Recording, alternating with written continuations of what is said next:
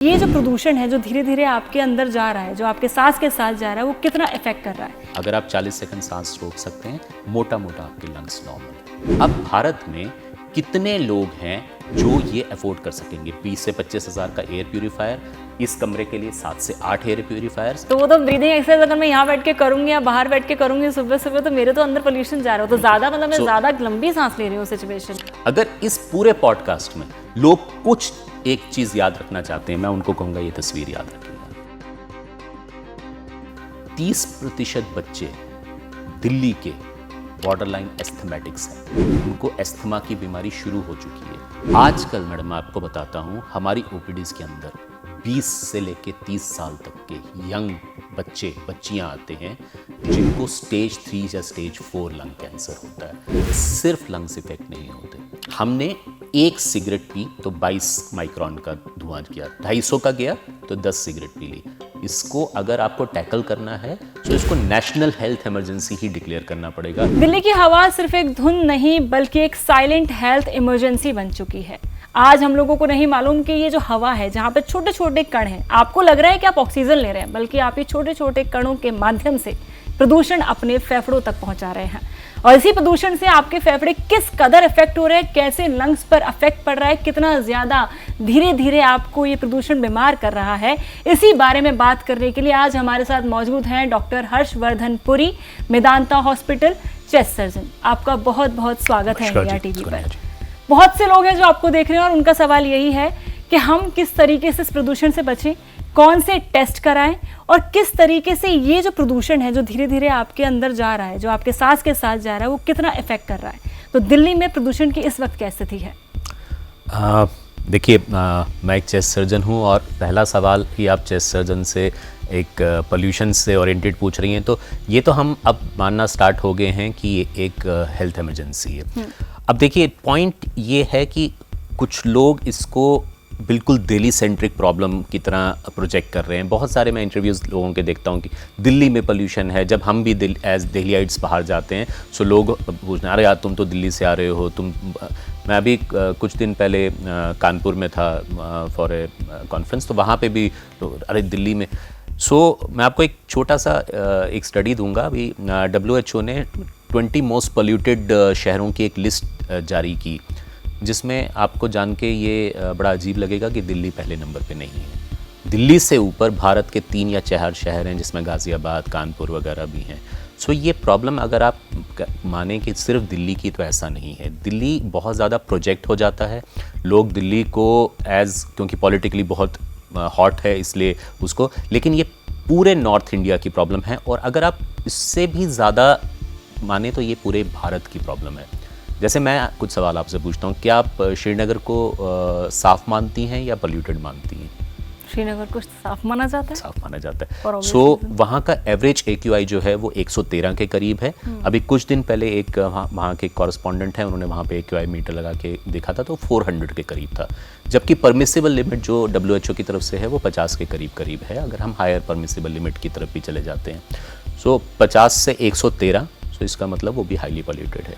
और 400 के करीब हो जाना श्रीनगर का, वो तो बहुत ही अजीब बात है। ये प्रॉब्लम दिल्ली की नहीं है। सबसे पहले लोग ये जानें, ये पूरे नॉर्थ इंडिया या पूरे भारत की प्रॉब्लम है।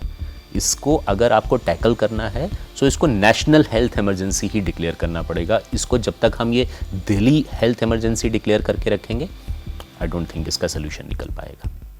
हेल्थ इमरजेंसी की बात कर रहे हैं, कहीं ना कहीं पोल्यूशन हमारे फेफड़ों को अफेक्ट कर रहा है, तो किस कदर इफेक्ट हो रहे हैं हमारे फेफड़े, किस कदर हमारे लंग्स इफेक्ट हो रहे हैं? ओके, देखिए, मोटा मोटा 3-4 चीज़ें मैं आपको बताता हूँ।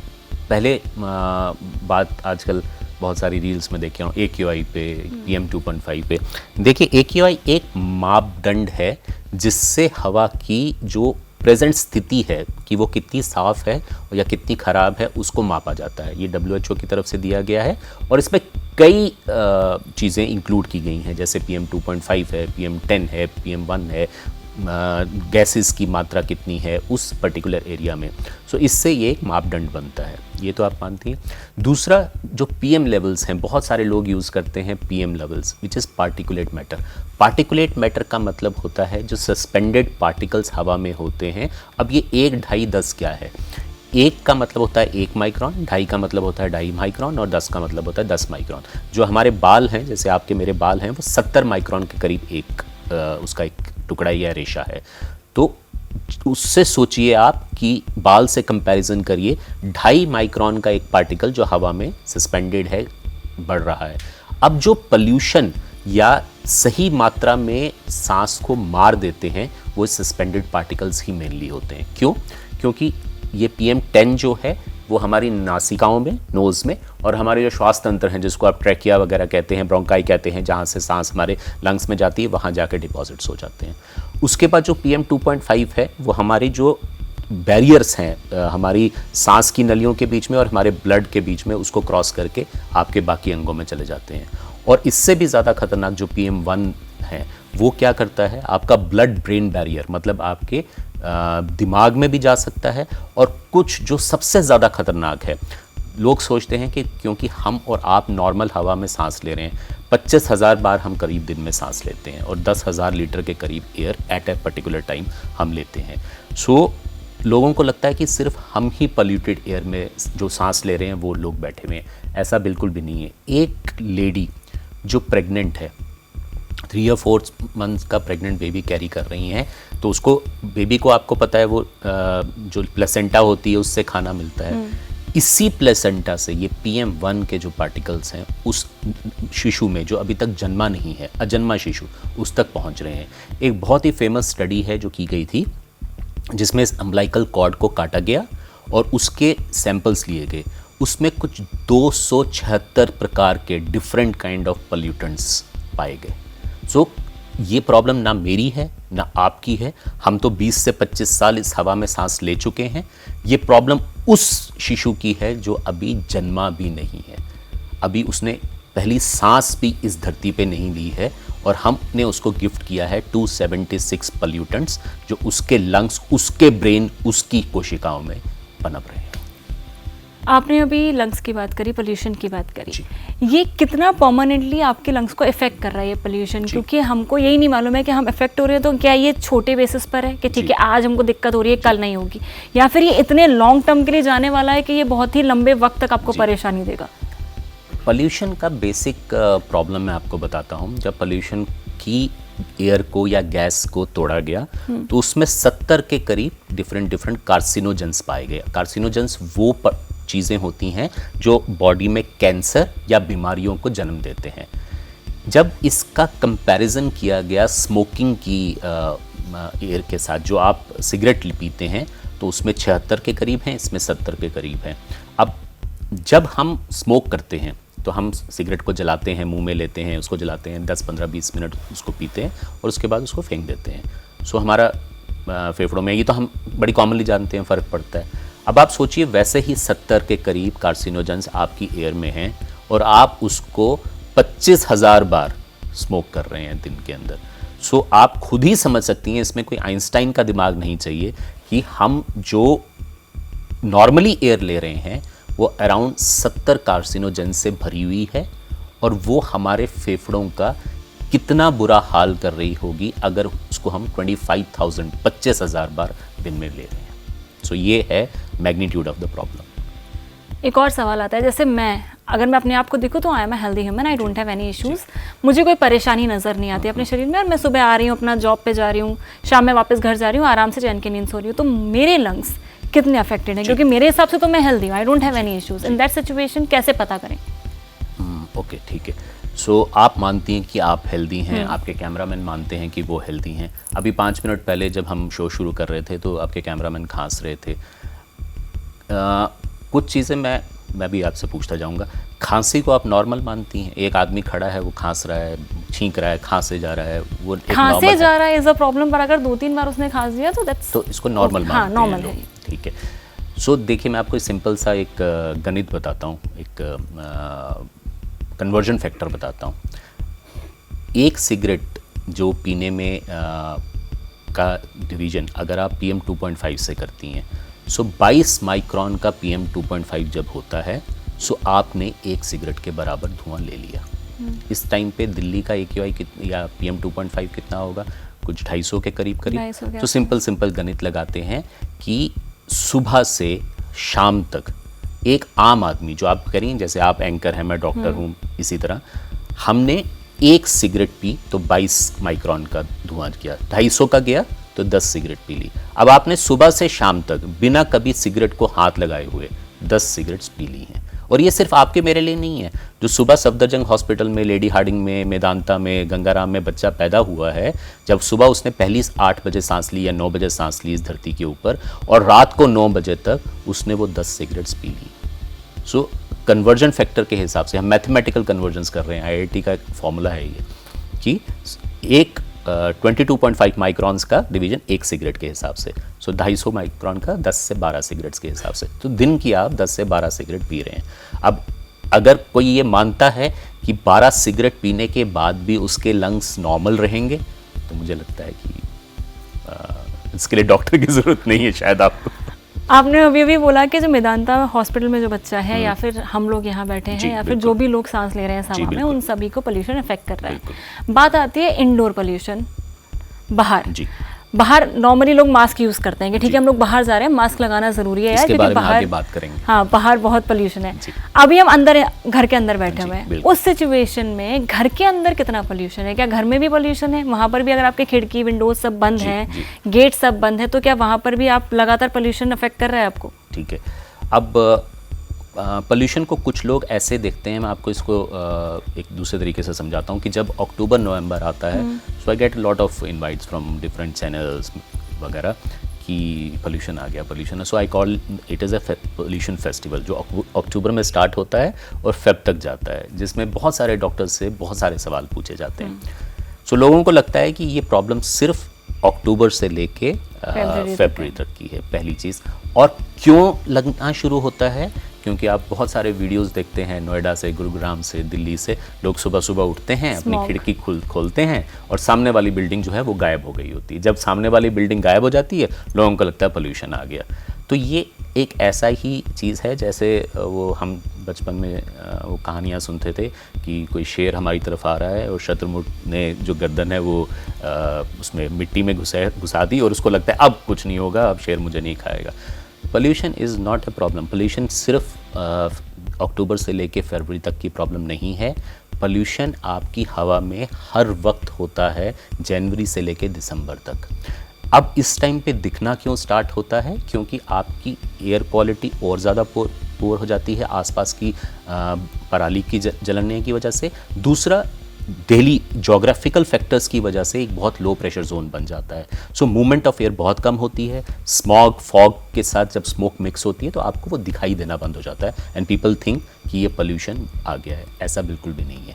अगर आप जुलाई अगस्त का AQI भी देखेंगी तो 150, 170, 180 के करीब करीब रहता है, क्योंकि उस टाइम हवा थोड़ी चल रही होती है, सो वो थोड़ा वॉश आउट हो जाता है और आपको लगता है 160 भी बहुत ज़्यादा ख़राब है। It is much more than 150। अब कुछ लोग मुझसे एक बड़े सिंपल सा सवाल पूछ रहे हैं, शुरू से आप भी पूछ रही हैं कि लंग्स इफेक्ट होते हैं, लंग्स इफेक्ट होते हैं, लंग्स इफेक्ट होते हैं। एक चीज़ बड़ी कॉमनली मैं बताता हूँ कि सिर्फ लंग्स इफेक्ट नहीं होते। लंग्स एक ऑर्गन है जो प्राइमरी फाइटर हैं अगेंस्ट द एयर, या प्राइमरी जो सबसे पहली चीज़ हवा जिसको टच करती है वो लंग्स होंगे। आपकी बॉडी का कोई भी पार्ट, आपके बालों से लेके आपके पाँव के नाखून तक, इस पोल्यूशन की मार से नहीं बचता। आजकल बहुत कॉमनली आप सुनती होंगी, आपने हेल्दी इंडिविजुअल्स की बात की, हेयर फॉल हो रहा है, मेल्स में भी फीमेल्स में भी बहुत कॉमन है। कितने सारे hair fall centres, hair transplant centres Delhi में खुल गए हैं। एक मेजर कारण एयर पोल्यूशन है। आपने ओबेसिटी के बारे में जाना होगा, मोटापा बहुत बढ़ रहा है। लोग उसको सिर्फ एट्रीब्यूट करते हैं कि हम जंक फूड खा रहे हैं, शुगर कार्ब्स ज़्यादा ले रहे हैं, उसकी वजह से। एक बहुत बड़ा कारण, एक बहुत ग्रेड 1 ऑक्सीनोजन जो है वो एयर पोल्यूशन है। इससे ज़्यादा खतरनाक आपको बताता हूँ, जब हम आज से, क्योंकि मैं एक लंग का सर्जन हूँ, तो हाँ, मेरी प्रैक्टिस 12-15 साल है। मेरे जो हेड हैं डॉक्टर अरविंद कुमार, वो पिछले 30 साल से लंग्स पे ही काम कर रहे हैं, एम्स के ज़माने से। सो हम जब शुरू में लंग कैंसर का पेशेंट देखा करते थे, जिनको लंग का कैंसर होता है, सो वो बड़ा पर्टिकुलर सा होता था। एक 60 से 70 साल के बूढ़ा बुजुर्ग जिसने कम से कम 30 से 40 साल बीड़ी या सिगरेट पी है और उसके बाद उसको लंग कैंसर हो गया। आजकल मैडम मैं आपको बताता हूँ, हमारी OPDs के अंदर 20 से लेके 30 साल तक के यंग बच्चे बच्चियाँ आते हैं जिनको स्टेज 3 या स्टेज 4 लंग कैंसर होता है, वो जब मैं उनको बताता हूँ, जब हम उनको एक्सप्लेन करते हैं कि ये जो कैंसर है आपको हो गया है और ये बहुत ज़्यादा खतरनाक है, कुछ साल ही हो सकता है आप जिए with the best medical management available इस प्लैनेट पे। आप मेदांता या बड़े बड़े अस्पतालों में जानती हैं, जो यूएस में टेक्नोलॉजीज अवेलेबल हैं, जो यूके में हैं, वो सब हमारे पास हैं। बट उसके साथ भी आप इस पेशेंट को, जो आपके टेबल के उस साइड बैठा हुआ है 20 से 24 साल का, उसको आपको बताना पड़ता है कि 5 साल हो सकता है आप ना निकाल पाएँ अपनी जीवन की ओर, या 3 साल या 2 साल या 1 साल, डिपेंडिंग अपॉन उसकी स्टेज क्या है। तो वो सिर्फ एक सवाल मुझसे पूछता है, मैडम, कि ना मैंने कभी आज तक सिगरेट को हाथ लगाया है, ना मेरे पिता ने लगाया है, ना मेरी माता ने लगाया है, सो ये लंग कैंसर क्यों हुआ मुझे? इसका एक जवाब मैं एक साइंटिस्ट की तरह बोलता हूँ, डीएनए होगा, जेनेटिक्स होंगे, ऑब्वियसली ये है, लेकिन मेरी अंदर का जो हर्षवर्धन पुरी है वो ये जानता है कि ये लंग कैंसर उसको हमने दिया है। हमने से मतलब है सोसाइटी ने, इंडस्ट्रीज़ ने, स्मोकिंग ने, पैसिव स्मोकिंग, एक्टिव स्मोकिंग, हुक्का बार्स, ये सब मिला के उस बेचारे को लंग कैंसर दे रहे हैं। सो कल्प्रिट मैं और आप या कोई और यहाँ बैठा हुआ इंसान नहीं है, कल्प्रिट हम पूरे के पूरे 140 करोड़ लोग हैं, जो ना सवाल पूछते हैं ना जवाब मांगते हैं। हमें लगता है कि आपने कहा आई एम वेरी हेल्दी, मैं सुबह जाती हूँ, आती हूँ, इंटरव्यूज़ लेती हूँ, शाम को घर चली जाती हूँ, मैं बिल्कुल हेल्दी हूँ। सो इट इज़ ये एक डिनाइल की तरह है। जैसे डिनाइल होता है ना, जब हम कैंसर पेशेंट को कहते हैं कि हो सकता है आप 1 साल ना जिए, वो कहता है क्या बात कर रहे हैं डॉक्टर साहब, मैं सेकंड ओपिनियन लूँगा, मैं यूएस में अपनी रिपोर्ट्स भेजूँगा। दैट इज़ ए डिनाइल, कि वो मानना ही नहीं चाहता कि शायद कुछ दिनों के अंदर हम सब क्रिपल हो चुके होंगे पूरी तरह से। किन चीज़ों का ध्यान रखना है कि हाँ ठीक है, अगर मुझे ये सिम्टम नज़र आ रहा है तो मुझे हैंड टू हैंड जाना है, डॉक्टर को कंसल्ट करना है, and should know that what is going around in my body. तो what are those early warning systems, मतलब कौन से सिम्टम्स है जिनको ध्यान में रखना है? सबसे पहले जो बिल्कुल बेसिक चीज़ है, जैसे आप कह रही हैं दिन में 2-3 बार खांसना नॉर्मल होता है, मैं कह रहा हूँ नहीं। क्यों खांसना नॉर्मल है? खांसी एक रिस्पॉन्स है बॉडी का to something which you have developed inside your body, और यू आर इनहेलिंग, मतलब आप अंदर ले रही हैं या आपकी बॉडी में डेवलप हो रहा है। हो सकता है वो कैंसर हो सकता है कि वो एक पोल्यूशन का पार्टिकल हो सकता है वो कोई और चीज़ हो। थोड़ी भी डेवलप हुई खांसी आपको एटलीस्ट, अगर वो 10-15 दिन चल रही है, आपको अपने फिजिशियन को दिखाना चाहिए। आपकी लंग कैपेसिटी रिड्यूस हुई, सपोज करिए कि आपका ये जो स्टूडियो है ये 2nd फ्लोर पे है और आप नॉर्मली रोज़ भाग के यहाँ पे स्टूडियो में चढ़ जाती हैं, कोई प्रॉब्लम नहीं होता, और कुछ दिन आपको लगता है कि अब आप 1st फ्लोर पे चढ़ने पे हाफ रही हैं या सांस फूल रही है, immediately you should contact your physician. उसी टाइम अपने फिजिशियन फ्रेंड से कॉल करिए। आपको लगता है कि हल्का सा भी खांसी में ब्लड आ रहा है, कोई भी चेंज हो रहा है, आपका म्यूकस बहुत ज़्यादा आ रहा है, पेन हो रही है चेस्ट के अंदर, कुछ और सिम्टम्स डेवलप हो रहे हैं, लिवर के कुछ सिम्टम्स डेवलप हो रहे हैं, पीलिया हो रहा है, ये सब चीज़ें जो हैं किसी ना किसी पनपती हुई बीमारी का। लेकिन सटल साइंस क्या होते हैं? आपकी दिनचर्या में कोई भी चेंज आना, आपके नॉर्मल एक्टिविटीज़ में हल्का सांस फूलना, लंबी खांसी होना, बलगम में खून आना, ये तो 100% वो है कि इमीडिएटली आपको अपने फिजिशियन से कनेक्ट करना चाहिए। एक क्वेश्चन आपने और पूछा था इंडोर एयर पोल्यूशन के बारे में, सॉरी उस टाइम मैं जवाब नहीं दे पाया। सो अगर हम इंडोर एयर पोल्यूशन के दो डिफरेंट वो हैं। आप एक तस्वीर इमेजिन करिए, आप एक भारत के छोटे गांव में हैं, गांव में एक छोटा सा घर है, मिट्टी का बना हुआ, अंदर एक चूल्हा जल रहा है, एक बूढ़ी माता उस चूल्हे को जला रही हैं और एक 2-4 साल का बच्चा वहाँ बैठा हुआ है। इस सेटअप का ये बड़ा कॉमन सेटअप है, उत्तर प्रदेश, बिहार, शायद पूर्वोत्तर के इलाकों में, दिल्ली के पेरिफेरीज में ये बहुत कॉमन है, बिल्कुल आराम से। उस एरिया का AQI 25 से 30 हज़ार के करीब होता है उस टाइम पे जब वो चूल्हा चल रहा होता है। It is much more dangerous. जो आपका बाहर का एयर पोल्यूशन है उससे बहुत ज़्यादा डेंजरस, बहुत ज़्यादा कंसंट्रेटेड सी जगह है, छोटी सी झोंपड़ी है या छोटा सा घर है, चूल्हा अंदर जल रहा है, बच्चा छोटा लेटा हुआ है और माताएं।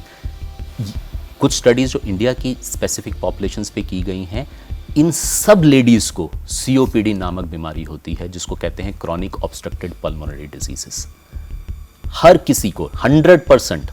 आपको बच्चों की एक बात बताता हूँ, दिल्ली को लोग कहते हैं जी दिल्ली है, दिल्ली है, चलिए ठीक है, हमें भी लगा कि कुछ स्टडीज़ करनी चाहिए कि मैं नाम नहीं लूँगा, किसी एक पॉलिटिकल पार्टी के साथ हमारा वो था, तो उसमें डॉक्टर अरविंद को पूछा गया कि आप तो रोज़ पोल्यूशन की बात करते हैं, आप स्टडी क्यों नहीं दिखाते हैं। तो हमारा जवाब ये था कि अगर हम आज स्टडी करना शुरू करेंगे, 20 से 25 साल लग जाएंगे उसके रिजल्ट्स में, 5 साल लग जाएंगे, 10 साल, तब तक हम एक्सटिंक्शन पे आ चुके होंगे अगर हमने कुछ आज नहीं किया। 1000 बच्चे लिए हमने दिल्ली के, 1000 बच्चे लिए हमने कुछ साफ इलाकों के, जैसे कोट्टयम आप जानते हैं केरला में है, जहाँ पे AQI लेवल 40-50 के करीब रहता है, और इनके PFT पल्मोनरी फंक्शन टेस्ट को कंपेयर किया। पल्मोनरी फंक्शन टेस्ट एक टेस्ट होता है जिसमें आप अपनी लंग कैपेसिटी को देख सकते हैं। तो उसको जब हमने कंपेयर किया, आप मानेंगी नहीं, 30% बच्चे दिल्ली के बॉर्डरलाइन एस्थमेटिक्स हैं, उनको एस्थमा की बीमारी शुरू हो चुकी है। वो बिल्कुल नॉर्मल दिखने वाले बच्चे हैं, एस्थमेटिक्स की तरह ऐसी सांस नहीं आती, ना हाफते हैं, वो नॉर्मल खेलते हैं, नॉर्मल सब कुछ खेलते हैं। बट जब टेक्निकल लेवल्स पे उनके PFTs का संशोधन किया गया, तो 30 से 33% बच्चे जिनके ना माँ बाप जानते हैं वो एस्थमेटिक्स हैं, ना वो बच्चे जानते हैं वो एस्थमेटिक्स हैं, वो हमारी स्टडी में एस्थमेटिक्स निकल के आए। Because it has already started in their age group। जो ये मैं बात कर रहा हूँ 8वीं 9वीं के बच्चों की, तो 8वीं 9वीं के बच्चों में अगर बॉर्डरलाइन अस्थमा स्टार्ट हो गया है, तो क्यों नहीं उस बच्चे को 30 साल की उम्र में जाके लंग कैंसर होगा, आप मुझे बताइए। आपको मैं एक छोटी सी तस्वीर दिखाता हूँ, दिल्ली की ही तस्वीर है ये, बहुत कॉमनली हम लोग दिखाते हैं। मैं आपके कैमरामैन से कहूँगा कि इस तस्वीर पे कंसंट्रेट करें। ये तस्वीर, लोग मुझे बोलते हैं आप डरा रहे हैं ये तस्वीर दिखा के, मैं डरा नहीं रहा हूँ, मैं ये बता रहा हूँ कि ये तस्वीर, ये सच्ची तस्वीर है। हम लंग के सर्जन्स हैं, सो लोग, खुदा न खास्ता आपको अपना लंग देखना पड़े, लेकिन हम कई पेशेंट्स के लंग्स को रोज़ देखते हैं दूरबीन के माध्यम से, ओपन सर्जरी के माध्यम से। सो ये इस तस्वीर को बड़े ध्यान से आप देखिए, इसमें 2 फोटोग्राफ्स हैं, एक राइट साइड पे, एक लेफ्ट साइड पे। जो राइट साइड की फोटोग्राफ है वो एक पिंक कलर का लंग है, जैसा कि भगवान ने हमें दिया है। ये ही लंग हमें भगवान ने दिया, आगे बना, आगे चलता रहा, और ये लंग जो हमने किया है। अब इस तस्वीर में डिफरेंस क्या है मैं आपको बताता हूँ। ये सेम एज ग्रुप के पेशेंट्स हैं। एक पेशेंट जो है उस एरिया से है जहाँ का AQI लेवल 20, 30, 40 के करीब रहता है, और एक है दिल्ली जैसे शहर, मैं दिल्ली की ही नाम नहीं लूंगा। ये वाला स्मोकिंग एरिया नहीं है, नहीं, ये वो है जो ये नॉन स्मोकर का लंग है, ये स्मोकर का लंग नहीं है। स्मोकर का लंग अगर आपको दिखाऊंगा तो शायद आप मुझे शो ही नहीं करने देंगे, ठीक है। तो ये नॉन स्मोकर का सेम एज ग्रुप का लंग है। आप इसमें कालिक देख सकते हैं, आप जितने भी कैमरा के लोग हैं आप इस तस्वीर को देखिए। अगर इस पूरे पॉडकास्ट में लोग कुछ एक चीज याद रखना चाहते हैं, मैं उनको कहूंगा ये तस्वीर याद रखिएगा। आपको पता चल जाएगा, जो लोग मुझसे सवाल पूछते हैं कि मैं हेल्दी हूं और मेरे लंग्स तो नॉर्मल हैं, मैं अपना नॉर्मल काम करता हूं, वो जवाब सिर्फ ये तस्वीर है। मुझे और कोई इसके आगे दलील देने की मुझे लगता है ज़रूरत नहीं है। आपने अभी एक बात भी कही कि काफ़ी सारे बच्चे वहाँ पर एस्थमेटिक निकले, 30% बच्चे। जी बिल्कुल। तो काफ़ी सारे लोग ऐसे भी हैं जो ऑलरेडी अस्थमा से पीड़ित हैं, बिल्कुल, जिन्हें एलर्जी भी है। तो क्या पोल्यूशन कहीं ना कहीं ट्रिगर करता है? और इस तरीके से जैसे हमने बोला कि 30 साल की उम्र में उन्हें लंग कैंसर ना हो, ऐसा हो ही नहीं सकता। बिल्कुल। तो ये किस तरीके से बढ़ता है आगे, मतलब कब, कहाँ, कैसे रोकें? देखिए, जो एडवाइजरीज होती हैं, जो डॉक्टर्स की तरफ से एडवाइजरीज होती हैं, बहुत सारे लोग मुझसे पूछते हैं, नॉर्मल पेशेंट्स पूछते हैं कि इस टाइम पे आप क्या करें। अब तो हम लंग के पेशेंट्स हैं ना, किसी को COPD है, किसी को ILD है, किसी को लंग कैंसर की सर्जरी हो चुकी है, तो हम करें क्या? तो एडवाइजरीज मेनली 3-4 लोगों के लिए होती हैं। पहला ग्रुप होता है छोटे बच्चे। छोटे बच्चों का रेस्पिरेटरी रेट जो होता है वो काफ़ी ज़्यादा होता है, हार्ट रेट ज़्यादा होता है, तो वो ज़्यादा बार सांस लेते हैं। दूसरा, वो धरती से ज़्यादा करीब हैं। तो हमने जब साइंस पढ़ी तो हम जानते हैं कि जैसे पोल्यूशन की जो मात्रा होती है धरती के पास ज़्यादा होती है, जैसे ही धरती से ऊपर चलते हैं तो कम होती जाती है। सो वो ज़्यादा बार सांस ले रहे हैं, ज़्यादा पोल्यूटेड एयर में सांस ले रहे हैं। दूसरे जो लोग होते हैं जिनके ऊपर एडवाइजरी हमारी होती है वो होते हैं बुजुर्ग, क्योंकि हम जानते हैं कि उनकी लंग कैपेसिटी वैसे ही रिड्यूस हो चुकी है बिकॉज ऑफ देयर एज, उनकी इम्यूनिटी कम है। तीसरी एडवाइजरी हमारी उनके लिए होती है जो ऑलरेडी लंग की बीमारी के पेशेंट हैं, जैसे COPDs हो गए, ILDs हो गए, लंग कैंसर के पेशेंट, सर्जरी के पेशेंट। इन 3 लोगों के लिए जो हमारी एडवाइजरीज होती हैं इस टाइम पे, एटलीस्ट जो ये पोल्यूशन फेस्टिवल वाला टाइम होता है, कि घर से बाहर निकलना ऑलमोस्ट बंद कर दीजिए, ऑलमोस्ट कम कर दीजिए, जितना कम कर सकते हैं। सिर्फ उस काम के लिए बाहर निकलिए जो आपके लिए ज़रूरी हो। पहली एडवाइजरी।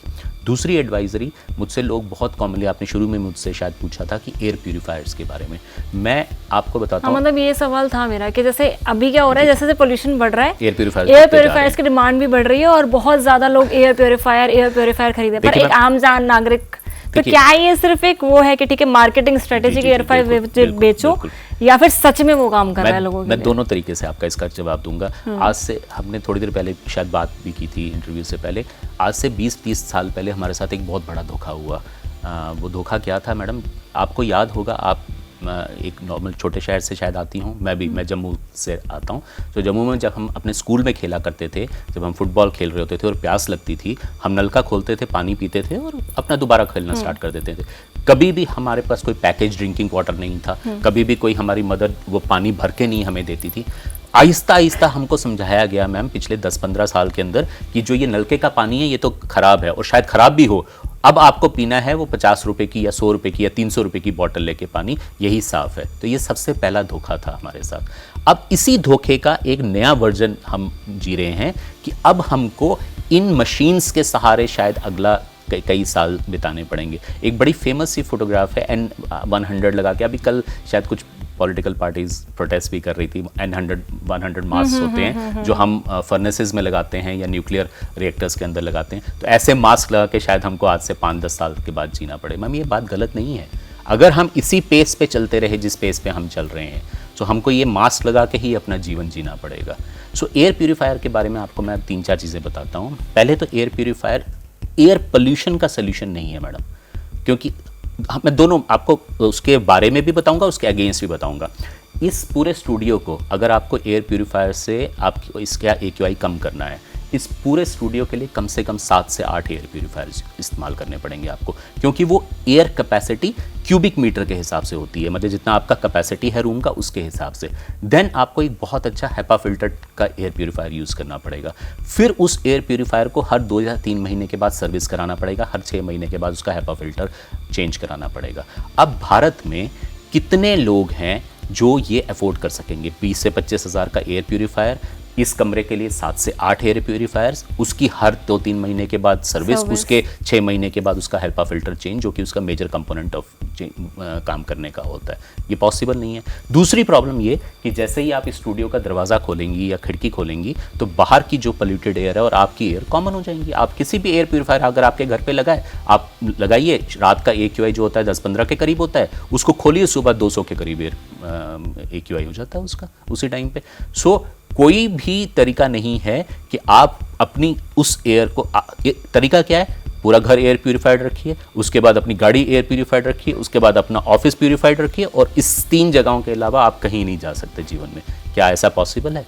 एक प्रैक्टिकली नॉट पॉसिबल। एक अमीर आदमी के लिए भी ये पॉसिबल नहीं है। अब मैं बात करता हूँ आम इंसान की, आपकी मेरी, या उससे भी ज़्यादा आम इंसान की, एक ट्रैफिक हवलदार की जो एक चौराहे पे खड़ा है, वो क्या करेगा मैडम? वो कहाँ से एयर प्यूरीफायर लगाएगा? वहाँ चारों तरफ एयर प्यूरीफायर नहीं खड़ा हो सकता। सो एयर प्यूरीफायर किसके लिए है? जो 3 मैंने आपको इकाइयाँ बताई, छोटे बच्चे, बूढ़े बुजुर्ग और जिनको लंग की बीमारी है। हम लंग ट्रांसप्लांट नामक सर्जरी करते हैं। उस सर्जरी के बाद हमारा पहला जो डायरेक्टिव होता है पेशेंट को, वो ये रहता है कि आपको एक ही कमरे में रहना है with high air purifiers for at least 3 months. ये उनके लिए है, क्योंकि हम चाहते हैं कि उस एयर को जो वो सांस लें उसका AQI लेवल 10, 15, 20, 25 के करीब रहे, ताकि हमारे लंग्स जो डैमेज हो चुके हैं बीमारी से वो और ज़्यादा डैमेज ना हो। बुजुर्गों के लंग जो वीक हैं वो और ज़्यादा वीक ना हो, छोटों के लंग जो डेवलप हो रहे हैं वो और ज़्यादा वीक ना हो। उनके लिए एयर प्यूरीफायर मान्य है कि आप रात को लगाइए, क्योंकि मैंने आपको बताया ना, लेंथ ऑफ एक्सपोजर पे डिपेंड करेगा कि आपका डैमेज कितना हो रहा है। तो एटलीस्ट आप रात तो अवॉइड कर सकते हैं ना 10-12 घंटे। आपने अभी भी लंग ट्रांसप्लांट की बात की, आपने इस तरीके की फोटो दिखाई, मुझे लग रहा है आधे से ज़्यादा लोगों के लंग्स तो ऑलमोस्ट खराब हो ही गए होंगे। तो ज़्यादातर लोगों के मन में ये सवाल भी होगा कि भाई लंग ट्रांसप्लांट अगर कराना हो तो कॉस्टिंग क्या आएगी, मतलब कितने पैसे लगते होंगे? एक बहुत ही ज़्यादा अत्याधुनिक सर्जरी है मैम। ये शायद ह्यूमन काइंड ने इससे बड़ी सर्जरी की ही नहीं है। हिंदुस्तान में 2 या 3 अस्पताल हैं जो ये सर्जरी करते हैं। कॉस्टिंग अगर मैं आपको बताऊं, अगर एवरेज कॉस्ट है, इसमें बहुत सारी सरकार हमारी मदद करती है, हरियाणा सरकार, सेंट्रल गवर्नमेंट हेल्थ स्कीम्स वगैरह, लेकिन एवरेज कॉस्टिंग जो है 40 से 50 लाख रुपए के करीब पड़ती है। अब कितने लोगों के पास मैम ये 50 लाख रुपया लॉकर में पड़ा हुआ है कि जब हमारे लंग खराब हो जाएंगे तो हम डॉक्टर हर्षवर्धन के पास जाके ट्रांसप्लांट करा लेंगे? ऐसा पॉसिबल नहीं है, ये प्रैक्टिकल बातें ही नहीं है, हम ये करें ही ना तो अच्छा है, बट ये होगा मैम। जैसे मैं आपको एक छोटी सी स्टोरी सुनाता हूँ। 91 में मैं अपने ग्रैंडफादर के साथ दिल्ली आया था, तो इतना पोल्यूशन था यहाँ पे। मेरे ग्रैंडफादर ने कहा था, हर्ष तुम देखना कि आज से 10 साल के बाद ना लोग रुमाल बांध के पूरे दिल्ली में घूम रहे होंगे। तो आप आज देखिए मास्क बांध के पूरा दिल्ली घूम रहे हैं लोग, ये सच है। अब दूसरी एक चीज़ मास्क की भी शायद आपने मुझसे पूछा था। एक सवाल था मेरा कि लोग अक्सर क्या करते हैं ना, लोगों को पता ही नहीं होता है करना क्या है, मतलब कैसे बचें, क्या करें। अब मेरे साथ क्या है, मेरा बहुत बिजी स्केड्यूल है, मैं ऑलमोस्ट दिल्ली में इतने लोग रहते हैं, उन सभी का बिजी स्केड्यूल, सुबह उठते हैं, जाते हैं, वापस आते हैं। ऐसी कौन सी 3 आदतें हैं जो ज़्यादा वक्त भी ना ले, आपको पोल्यूशन से भी बचाए और आपकी हेल्थ को भी ठीक है, पहले आप सॉल्यूशन की बात करना चाहती हैं। पहले मैं चाहती हूँ 3 आदतें पता चल जाए लोगों को कि ठीक है, नोट डाउन कर लेते हैं भाई। देखिए सबसे पहले 3 चीज़ें जो आपको करनी है, या 3 चीज़ें, एक सोल्यूशन बताता हूँ आपको पोल्यूशन का, एक बड़े तरीके से बताऊंगा और छोटी छोटी आदतें भी बताऊंगा। आप अपने 100 मीटर का दायरा जो है, अपने 100 मीटर का दायरा, उसको क्लीन करने की कोशिश करिए। पोल्यूशन की सबसे बड़ी जो कारक हैं 2 ही हैं, धूल या धुआं। अगर सारे स्टूडियोज नोएडा के, सारे घर, सारी सोसाइटी सिर्फ इतना कर दें, सरकार ने रोड बना रखी है वो पक्की है, आपकी सोसाइटी पक्की है, बीच में जो एरिया है वो धूल का है, सिर्फ आप उसको पक्का करा दीजिए। आप अपने जितने ओपन ग्राउंड्स हैं उसमें ग्रास लगवा दीजिए, ठीक है। सिर्फ ये करने से आपका पोल्यूशन लेवल 10 to 15% कम हो जाएगा। नोएडा की बात कर रहा हूँ, ऐसा पूरा भारत कर सकता है, पूरा दिल्ली कर सकता है। ये तो कम्युनिटी की बात हुई। बहुत सारे प्लांट्स लगाइए अपने आसपास, पेड़ लगाइए, जहाँ भी कच्ची लैंड है वहाँ पेड़ लगा लीजिए। जो ओपन ग्राउंड्स हैं उसको थोड़ा सा जो वाटरिंग होती है वो कर दीजिए, जहाँ पे बच्चों ने खेलना होता है। इसी से आपका पोल्यूशन बहुत कम हो जाएगा, 10 से 15%। उसके बाद कारपूलिंग है, बहुत सारी चीज़ें हम रोज़ पढ़ते हैं पर करते नहीं हैं, ठीक है, ये करिए। 3 पर्सनल आदतें जो आपको एयर पोल्यूशन की मार से बचाएंगी वो मैं आपको बताता हूँ। अब आप ये मान गए कि हमारे लंग्स सबसे पहला प्रोटेक्शन बैरियर है, तो आप इस चीज़ को ऐसे समझिए कि पोल्यूशन जो है एक राक्षस है और लंग आपके 2 योद्धा हैं उनके अगेंस्ट। अगर आप अपनी लंग कैपेसिटी को थोड़ा हायर रखेंगे नॉर्मल से, थोड़ा बेटर रखेंगे नॉर्मल से, सो आप उनको उस पोल्यूशन से ज़्यादा बेटर लड़ सकते हैं। नॉर्मल कैसे रखेंगे मैम? लंग को थोड़ा सा इज्जत दे के। इज्जत कैसे देनी है मैं आपको बताता हूँ। आप और मैं बैठे हैं अभी, लोगों की अमूमन आदत है पहले ऐसे बैठे होंगे, फिर ऐसे बैठे होंगे, थोड़ी देर में बिल्कुल ही स्टूप हो जाएंगे। सो आप जब भी स्टूप करते हैं तो आप अपनी लंग कैपेसिटी को 20% कम कर देते हैं। सबसे पहले तो सीधा बैठना सीखिए। अगर आप स्ट्रेट बैठ रहे हैं, आप अपनी लंग कैपेसिटी को 10 to 15% बढ़ा रहे हैं। दूसरा, नॉर्मल सांस लीजिए, ना ही छोटी सांस लीजिए ना ही बड़ी सांस लीजिए। सांस लेना एक दिमाग का इनवॉलंटरी वो है, आप अपने दिमाग को ट्रेन करिए नॉर्मल सांस लेने के लिए। ये एक नॉर्मल सांस है जिसमें आई रेशो बराबर है। और तीसरा, अपने लंग कैपेसिटी को बढ़ाने के लिए कोई ना कोई एक्सरसाइज, कोई ना कोई योगा, कोई ना कोई प्राणायाम आपको करना ही पड़ेगा। अगर आपके लंग वीक होंगे सो आपकी प्रॉब्लम बढ़ेगी। अब आप पूछेंगी वही प्राणायाम आपने बोला, अभी ब्रीदिंग एक्सरसाइज आप बोलने वाले हो, तो वो तो ब्रीदिंग एक्सरसाइज अगर मैं यहाँ बैठ के करूंगी या बाहर बैठ के करूंगी सुबह सुबह, तो मेरे तो अंदर पोल्यूशन जा रहा हो, तो ज्यादा मतलब मैं ज्यादा लंबी सांस ले रही हूँ सिचुएशन में। पहली एडवाइजरी, इस टाइम पे बाहर पे कोई एक्सरसाइज, कोई भी रनिंग, कोई भी प्रोग्राम्स, स्कूल्स को भी मेरी एडवाइजरी यही रहती है कि कोई भी ओपन ग्राउंड प्रोग्राम छोटे बच्चों के साथ मत करिए। अगर आपने करना है आप इंडोर करिए, एटलीस्ट थोड़ा सा फ़र्क होगा। अगर बहुत ही मजबूरी है, अगर आप उसको थोड़ा सा अवॉइड कर सकते हैं, कुछ दिन के बाद कर सकते हैं। रनिंग मॉर्निंग की बिल्कुल अवॉइड करनी है। मास्क पहन के लोग रनिंग कर रहे होते हैं। मेरे पास कई मैंने पेशेंट्स देखे जो CO2 रिटेंशन के साथ आते हैं, जिनकी मास्क की वजह से CO2 रिटेन हो जाता है और उनको ज़्यादा प्रॉब्लम होती है। बिल्कुल मत करिए। जितनी भी स्ट्रेनस एक्टिविटीज़ मास्क पहन के आप कर रहे हैं मत करिए, उससे अच्छा है मत करिए उनको। लंग कैपेसिटी बढ़ाने के लिए मैं आपको बिल्कुल एक सिंपल सा एक एक्सरसाइज बताता हूँ जो आप बैठे बैठे कर सकते हैं। जैसे आप नॉर्मली बैठे हैं, मैं भी अभी OPD स्टार्ट करूँगा, तो what I will do before starting my OPD, before starting my work, what I will do, I will take a deep breath and just stop my breath for 40 seconds. या आप भी कर सकते हैं बैठे बैठे, कभी भी। आपके सारे कैमरामैन्स कर सकते हैं, आपके सारा स्टाफ कर सकता है। एक लंबा सांस लीजिए, सांस को 40 सेकंड के लिए रोकने की कोशिश करिए। अगर आप 40 सेकंड सांस रोक सकते हैं, मोटा मोटा आपके लंग्स नॉर्मल है। और इसको आप नहीं रोक पा रहे हैं, और अगर आप नहीं रोक पा रहे हैं तो अपने फिजिशियन से कनेक्ट करिए। शुरू में आप नहीं रोक पाएंगे, ऐसा भी मैं नहीं कह रहा कि आज ही सब 40 सेकंड हो जाएगा। हो सकता है 20 हो, 25 हो, पर अगले 10-12 दिन में थोड़े से प्रयास से अगर आप उसको 40 सेकंड कर पा रहे हैं, your lung capacity is increasing. ये एक एक्सरसाइज हो गई। दूसरी एक्सरसाइज है, आप अपनी सांस को पूरा छोड़ दें। छोड़ने के बाद आप सांस को बंद कर लीजिए। और ऐसा 20 सेकंड के लिए करिए और दोबारा सांस ले लीजिए। अगर आप इसको 20 सेकंड कर पा रहे हैं still then also your lungs are healthy. तो अगर घर पे टेस्ट करना हो तो आप लोग ये आप कर सकते हैं, आराम ये से कर एक्सरसाइज सकते कर हैं। लीजिए, अगर आपके साथ हो पा रहा है तो your lungs are Lungs healthy, are this is healthy. What he is saying the doctor. ये फर्स्ट है। और अगर आप इसी चीज को एक्सरसाइज की तरह दिन में 4 बार सुबह दोपहर शाम रात करेंगे, 10-15 दिन के बाद आपकी लंग कैपेसिटी इंप्रूव होना स्टार्ट हो जाएगी। ये फर्स्ट चीज़ है जो हर किसी को करनी चाहिए। अगर आपका ये पॉडकास्ट ये चैनल कोई देख रहा है, सिर्फ ये चीज़ आज से करना स्टार्ट कर दे, 20% इंक्रीज गारंटेड, ये मैं लिख के दे रहा हूँ आपको। दूसरा, अपने आप को वेल हाइड्रेटेड रखिए। पानी की बहुत ज़्यादा इंपॉर्टेंस है। हमारा 70% शरीर जो है वो पानी है। हमारे सेल्स जो हैं वो सारा मेटाबॉलिज्म पानी के बेस पे करते हैं। तो at least 3 to 4 litres of fluid, अगर आपको कोई रिस्ट्रिक्शन आपके डॉक्टर ने नहीं की है। लास्ट चीज़ कि खाना ठीक खाइए प्लीज़। जो खाना हम आज खा रहे हैं वो किसी भी जहर से कम नहीं है। शुगर्स, कार्ब्स, अभी प्यास लगी कोल्ड ड्रिंक खोल ली, 30 ग्राम शुगर है उस कोल्ड ड्रिंक के अंदर, मतलब जहर से ज़्यादा खतरनाक है वो। सो अपने नॉर्मल अपने बेसिक्स पे आ जाइए, घर का बना हुआ खाना खाइए जिसमें थोड़ा मोटा अनाज ज़्यादा होता था, रिफाइंड कम होता था, ये सब। और चौथी चीज़, प्लीज़ अगर आप सिगरेट पी रहे हैं, प्लीज़ अपने लिए, अपने बच्चों के लिए, अपने ऑफिस स्टाफ के लिए, अपने फ्रेंड्स के लिए उसको छोड़ दीजिए। क्योंकि सिर्फ आप अपने आप को नहीं मार रहे हैं, आप खुद तो आत्महत्या कर रहे हैं, ठीक है, और आप एक देह हत्या भी कर रहे हैं। You are murdering somebody. जो आपके सामने बैठा है आप उसका मर्डर कर रहे हैं, आप अपने बच्चे का मर्डर कर रहे हैं, आप अपनी वाइफ का मर्डर कर रहे हैं, अगर आप एक्टिव स्मोकिंग घर में कर रहे हैं तो। एज सिंपल एज ये आपने 4 आदतें बताई। एक और चीज़ होती है, लोगों को लगता है कि हमने मास्क लगा लिया, now we are safe and secure. लोग ज़्यादा से ज़्यादा महंगे से महंगे मास्क मास्क खरीद रहे खरीदते हैं, हैं, बाहर जा रहे हैं मास्क लगा रहे हैं। इवन मैंने तो देखा है 2-2, 3-3 लेयर लगा रहे हैं लोग मास्क की। उस सिचुएशन में क्या है, क्या मास्क आपको पोल्यूशन से बचाता है? मास्क 3 प्रकार के होते हैं मोटा मोटा। एक होते हैं जैसे हम घर में चुन्नी या रुमाल बांध लें। दूसरा मास्क होता है कि हम N95 प्रकार के एडवांस मास्क यूज़ करें। और तीसरा जो मैं नॉर्मली यूज़ करता हूँ सर्जरी के दौरान, जो ब्लू मास्क आपने देखे होंगे। जो ये ब्लू मास्क और ये जो रुमाल टाइप है या चुन्नी टाइप बांध देना, ये सिर्फ आपको ड्रॉपलेट से बचाती है, किसी भी तरीके के पोल्यूशन से नहीं बचाती। PM 2.5 PM 10 को कभी नहीं रोक सकती। वो उतना ही फिल्टर होकर आपकी श्वास से वापस जाएगा जितना नॉर्मली जाता है। सो वो तो बिल्कुल बेकार हो गए। तो 80% मास्क जो जनता ने पहन रखे हैं वो किसी काम के नहीं है। वो कपड़े का मास्क है, वो रुमाल की तरह ही है। It is useless. उसको मत बांधिए, उसका कोई फ़ायदा नहीं है। यू आर फूलिंग योर से, आप अपने आप को भी बेवकूफ़ बना रहे हैं, सामने वाले को भी।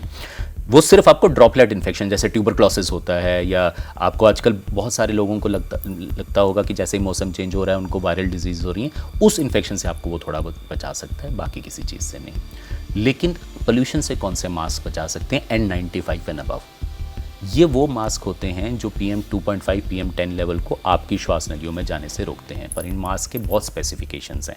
पहले तो ये बिल्कुल स्पेसिफाइड WHO स्टैंडर्ड से बना हो, और ये मास्क आपको हर रोज़ चेंज करना है। ऐसा नहीं कर सकते कि आपने एक मास्क ले लिया उसको हफ्ता भर आप चला रहे हैं, और उसको प्रॉपरली पूरे टाइम पे आपने पहन के रखना है जब आप आउटसाइड योर होम है या आउटसाइड योर ऑफिस है।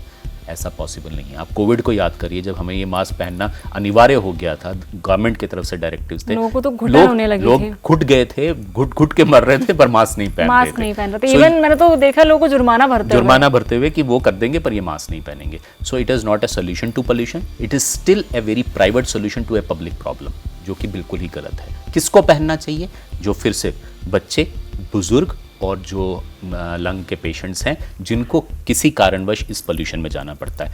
आपको, मुझको, अगर हम बहुत ही ज़्यादा पोल्यूटेड एरिया से पास कर रहे हैं, सो आधे घंटे के लिए अगर हमें पता है कि हम वॉक कर रहे हैं, उस एरिया में जाना पड़ रहा है हमको, आप किसी चीज़ को कवर करने जा रही हैं, वो बहुत ही पोल्यूटेड एरिया है, फैक्ट्रीज़ हैं आसपास, वहाँ ज़रूर पहनिए। वो एडवाइजरी है। पर नया मास्क बिल्कुल फिटिंग वाला, बिल्कुल आपके नाक के ऊपर पिन होनी चाहिए जो पूरी तरह से दबी होनी चाहिए, ताकि सांस बाहर की हवा अंदर ना जा सके। ये। और दूसरा, उन लोगों को जो जैसे ट्रैफिक हवलदार हैं, बीच में खड़े हैं ट्रैफिक के, उनको ये मास्क जरूर पहनना चाहिए। लेकिन अगर आप ये कहें कि ये पोल्यूशन का सोल्यूशन है, नॉट एट ऑल। आपने इससे पहले जब मैंने सवाल किया तो आपने कार्ब्स के बारे में बताया, शुगर के बारे में बताया। तो ऐसी क्या चीज़ें हैं जो हम डाइट में शामिल करें जिससे हमारे लंग्स हेल्दी बने रहें, या फिर बहुत हद तक हम उन्हें बचा पाए पोल्यूशन से? पानी, हरी पत्तेदार सब्जियाँ, बहुत ज़्यादा सैलड्स, कटे हुए, नॉर्मल खाना, नॉर्मल चपाती, हो सके तो थोड़े मोटे अनाज की जैसे रागी, ज्वार, बाजरा, और नॉर्मल दालें, नॉर्मल सब्जियां, सीजनल फ्रूट्स, सीजनल वेजिटेबल्स, ये लीजिए आप। दिन में 2 बार खाना खाइए। सुबह का खाना आप 7-8 बजे 9 बजे खाइए, रात का खाना 6-7 बजे सूर्यास्त से आधे घंटे के बाद खाइए, या आधा घंटा पहले खा लेंगे तो बहुत ही अच्छा होगा, बट वो नहीं पॉसिबल है। 7-8 बजे तक 7 बजे तक खा लीजिए और सोइए 10 बजे के करीब करीब रात को, और सुबह 5 बजे उठिए, प्राणायाम करिए, एक्सरसाइज जो मैंने आपको बताई है दिन में 4 बार वो करिए। गारंटीड आपको कह रहा हूँ कि आपकी हेल्थ बेटर हो जाएगी। बट हम सब कुछ, मैंने जो 5 चीज़ें 6 चीज़ें एक लाइन में बोल दी, हम सब कुछ उसके अपोजिट कर रहे हैं। हम रात को 2 बजे सो रहे हैं, कोल्ड ड्रिंक पी के सो रहे हैं, मोबाइल देख के सो रहे हैं, आंखें कमज़ोर कर रहे हैं, शरीर कमज़ोर कर रहे हैं, अपना सारा का सारा वक्त जो है वो बर्बाद कर रहे हैं कुछ ऐसी एक्टिविटीज़ पे जिनकी ज़रूरत नहीं है। और कार्ब्स तो आई डोंट नो, मतलब कार्ब्स तो हम ऐसे खाते हैं जैसे शायद कार्ब्स ही हमें ज़िंदा रखेंगे। बहुत इंपॉर्टेंट है, 30 to 40% कार्ब्स होने चाहिए आपकी डाइट में, और 30 to 40% एम्प्टी कैलोरीज लेना आपके लंग्स के लिए, आपके हार्ट के लिए, सब के लिए बहुत ही खतरनाक है। काफ़ी सारे लोग हैं, ठीक है, जो यहाँ पर इस वक्त बैठे होंगे, पर और वो लोग अपनी हेल्थ का रेगुलर ध्यान भी रखते हैं। काफ़ी सारे हेल्थ कॉन्शियस लोग हैं, अब ज़्यादातर लोग ध्यान रखने लगे कि ठीक है ये चीज़ें खानी है, ये चीज़ें नहीं खानी है, ये चीज़ें छोड़ दूँ। इवन वो लोग रेगुलर हेल्थ चेकअप्स भी करा रहे हैं, पर उन्हें यही नहीं मालूम कि अगर लंग्स की हेल्थ पता करनी हो तो कौन से हेल्थ चेकअप्स कराने हैं, किन चेकअप्स को लिस्ट में ज़रूर रखना है, ताकि हमें पता चल सके कि हमारे लंग्स की कंडीशन इस वक्त क्या है। 2 टेस्ट मैं आपको बताऊंगा, एक नॉर्मल, एक एडवांस्ड। PFT नामक एक टेस्ट होता है जिसको पल्मोनरी फंक्शन टेस्ट कर रहे हैं। किसी भी छोटे अस्पताल, नर्सिंग होम वगैरह में जाएंगे आप, बड़े आराम से हो जाता है। ये आपकी लंग कैपेसिटी को बताता है। अगर आप ये लंग टेस्ट करवाएंगे तो काफ़ी कुछ आपका फिजिशियन आपके लंग के हेल्थ के बारे में आपको बता सकेगा।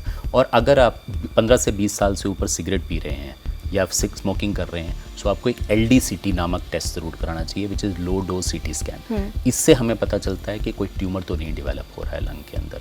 और तीसरा, जो मैंने बिल्कुल आपको lung breath holding and exercise बताई, एक आम आदमी बैठे बैठे ये कर सकता है। लंबा सांस खींचिए, 40-45 सेकंड तक सांस रोकने की कोशिश करिए। अगर आप अपनी सांस 40 से 45 सेकंड रोक सकते हैं तो आपका लंग जो है मोटे मोटे नॉर्मल है। मैं नहीं कहता कि 100% नॉर्मल, बट मोटे मोटे नॉर्मल है। सो ये 3 टेस्ट। लोगों को लगता है कि हम लोगों ने दवाइयाँ खा ली, हम लोगों ने मास्क पहन लिया, समाधान हो चुका है।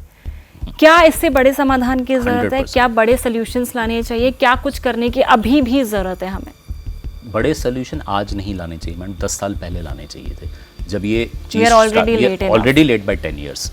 अब इस टाइम पे सरकार को और एक आम नागरिक को, दोनों को मिलकर काम करने पड़ेंगे। सरकारें बहुत सारे आपके वो बनाती हैं, ग्रीन टर्मिनल लॉज है, आपके आसपास कंस्ट्रक्शन कितनी हो रही है, कौन फॉलो करता है, एक प्रॉपर ग्रीन क्लॉथ लगाता है या ब्लू उसके कन्फाइनमेंट्स के अंदर कंस्ट्रक्शन करता है? कोई भी नहीं करता। कुछ बड़ी कंपनीज को छोड़ के एक आम आदमी नहीं करता है।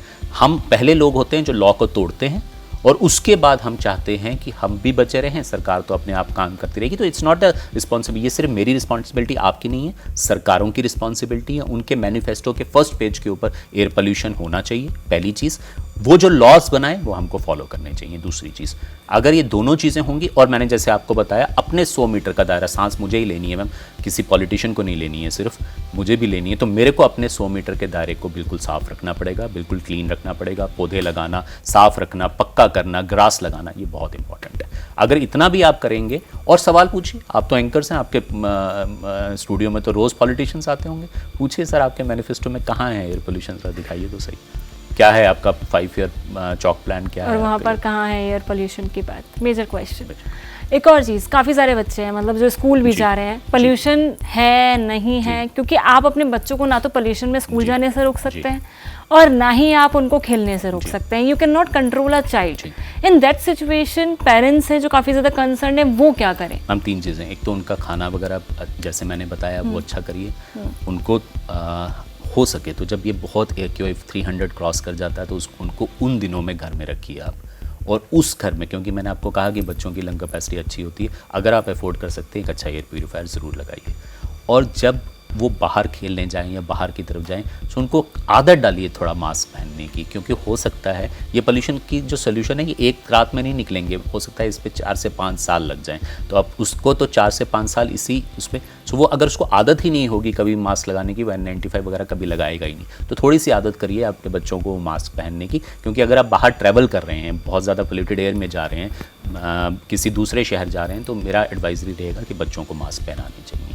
सो थोड़ा सा उनको, और उनको सबसे ज़्यादा, मैं बच्चों की बात क्यों करता हूँ, हमारे लंग केयर फाउंडेशन में भी हम बच्चों को सबसे पहले एजुकेट करते हैं। क्योंकि मैं अगर एक बच्चे को बोलूँगा ना 8वीं 9वीं के कि एयर पोल्यूशन है, उसको वो स्लाइड्स दिखाऊंगा, ये सब कुछ दिखाएगा, वो घर जाके ज़रूर बोलेगा कि पापा ये गलत है, ये सिगरेट पीना गलत है, ये एयर पोल्यूशन गलत है, ये डीजल कहीं ना कहीं बच्चों की बात सुन भी ली जाती है। जैसे क्रैकर्स में होता है, जब क्रैकर्स की बात आती है, अगर आप स्कूल्स बच्चों को बोल दें तो बच्चे आके आपके घर पे ज़रूर बोलते होंगे कि क्रैकर नहीं चलाना है, वो गलत चीज़ है। उसी तरह मुझे लगता है हर बच्चे को एजुकेट करना is much more important than educated adults, जिसका दिमाग तो फिक्स हो चुका है, क्योंकि उन्हें तो पहले से ही मालूम है कि ज़्यादा क्या ही फर्क पड़ेगा, इतने साल जी लिए, 2-4 साल और जी लेंगे, कोई नहीं, मगर खुल के जिएंगे। This is the mindset of people around and we should not think about it. एक और सवाल है, जैसे भारत जो देश है वो नुस्खों का देश है, हमारे किचन से ही ज़्यादातर नुस्खे निकल कर आते हैं कि ठीक है ये खा लो, ये खा लो। ड्रिंक्स बना के लोग पी जाते हैं सुबह सुबह, जैसे किसी ने कोई जीरा पानी पी लिया है, किसी ने अजवाइन का पानी पी लिया, तो काफ़ी सारी दिक्कतें ठीक भी होती हैं, मानिए रिजॉल्व भी होती हैं। तो ऐसे सिचुएशन में घर में कौन कौन से आपके किचन में हैं जो आप यूज़ कर सकते हैं अपने लंग्स को बेहतर बनाने के लिए, कि ठीक है आपने एक छोटी सी ड्रिंक बना ली 2 मिनट। हम इंडिया का सबसे बड़ा गिफ्ट तो लोगों को, दुनिया को सांसें ही हैं, योगा। आप योगा स्टार्ट करवाइए सबसे पहले, मतलब योगा तो मैंडेटरी होना चाहिए, हर बच्चे को आना चाहिए, हर पेरेंट को आना चाहिए, हर एडल्ट को आना चाहिए। वहाँ से आपकी, क्योंकि वो सिर्फ एक्सरसाइज नहीं है, इट्स एक्सरसाइज प्लस ब्रेथ, मतलब दोनों का कम्बिनेशन है। योगा सिखाइए अपने बच्चों को, उनको हरी पत्तेदार सब्जियां खाने की आदत डालिए, उनको पानी पीने की आदत डालिए। 90% मैं बच्चे देखता हूँ, मैं वो पानी को हाथ ही नहीं लगाते हैं, वो नेचुरल बॉडी वाटर के ऊपर सर्वाइव कर रहे हैं, या जो थोड़ा बहुत पानी जो खाने से मिल जाता है। और उनको प्लेट्स का कंसेप्ट ज़रूर सिखाइए कि जैसे एक हेल्दी प्लेट क्या होती है और एक अनहेल्दी प्लेट क्या होती है। एक बर्गर्स की प्लेट रखिए, चिप्स की रखिए, फ्रेंच फ्राइज़ की रखिए, वो दिखाइए कि दिस इज़ अनहेल्दी प्लेट। और एक हरी पत्तेदार सब्जियों की खाने की, रोटी की, दाल की, वो दिखाइए कि this is a healthy plate. ये ओरिजिनल है, ये फेक है। अगर आपके घर से ये सब कुछ निकलेगा, आप तो बाहर जाने की, आपको रेस्टोरेंट जाने की ज़रूरत ही नहीं है। Hydrate, good food and yoga, ये 3 चीज़ें भारत की देन है दुनिया को। लास्ट सवाल, आप खुद एक डॉक्टर हैं, आप लगातार केसेस देखते रहते होंगे लंग्स से रिगार्डिंग, काफ़ी सारे केसेस आते रहेंगे, कितनी बढ़ोतरी हुई है आज से अगर 20 साल पहले की बात करें और आज की अगर बात करें, चलिए कंपैरेटिव स्टडी, आज से 10 साल पहले की बात करें, फटाफट बताता हूँ आपको। 1980 में लंग कैंसर का पेशेंट, एक 60 प्लस का बुजुर्ग जो 40 साल से स्मोक कर रहा है। 2025 में एक यंग 24 साल का IT स्पेशलिस्ट जो अपने डेस्क पे आराम से बैठ के काम कर रहा है। बढ़ोतरी है, चेंज है, मानती हैं। नंबर्स, कुछ female lung cancer patients ma'am मिलते ही नहीं थे, ढूंढने पे भी नहीं मिलते थे। अगर कभी हमें फीमेल लंग कैंसर पेशेंट ढूंढना पड़े तो पूरा एम्स छान मारना पड़ता था, तो जाके शायद एक पेशेंट मिलता था। 50% of the patients are females now who haven't smoked, बराबर हो चुका है। So 50-50 ratio with steep rise in non smoker. Non smoker smoker का रेशो पहले होता था 90:10, अब होता है 60:40। 40% पेशेंट जो है वो नॉन स्मोकर्स हैं। एज 20 साल पीछे चली गई है। नंबर्स ट्रमेंडस है, मतलब पूरा इंस्टीट्यूट ऑफ लंग कैंसर जो है मेदांता में, जिसमें रेडिएशन ऑन्कोलॉजी मेडिकल, कम से कम 50 पेशेंट्स रोज के कैंसर के देखता है। 50 पेशेंट हम 2 महीने 3 महीने में देखा करते थे किसी ज़माने में। सो वो रोज देखता है, every day 50 patients in a single day. A big number it is. It's a big number. क्योंकि और ऐसे कितने बड़े बड़े 10, 15, 20 अस्पताल तो दिल्ली में ही हैं जो ऐसे होंगे। एम्स होगा, सफदरजंग होगा, मेदांता है, ये गंगाराम है। आप उनके कंबाइंड नंबर मांगेंगे, कम से कम 1000 से 2000 पेशेंट लंग कैंसर का रोज देख रहे हैं। और अगर हम पूरे देश की बात करेंगे तो ये लाखों में होगी ये संख्या, लाखों में। काफ़ी सारे लोग हैं इस वक्त, These people are watching, और इनको शायद मालूम भी नहीं होगा कि these are ऐसा also हो रहा है उनकी बॉडी के अंदर, क्योंकि इसके कोई सिम्टम्स जैसे हमने पहले बताया, आपको अचानक से पता चलता है कि आपके साथ कुछ ऐसी कंडीशंस आई हैं। बहुत सारे केसेस के अंदर कोई सिम्टम ही जनरेट नहीं होता मैम। एक दिन आपने एक्सरे कराया तो उसमें गांठ दिखी, आपको CT कराने के लिए बोला गया, उसकी बायोप्सी हुई, वो कैंसर निकला। सो वहाँ से भी चीज़ें उठती हैं। सो लोगों को ये जानना पड़ेगा कि हम, इट्स ए हेल्थ इमरजेंसी। कोई माने, सरकार माने, लोग माने, ना माने, हम मानते हैं। आपका ये जो पॉडकास्ट देख लेगा वो इंसान ज़रूर मान लेगा, it's a medical health emergency.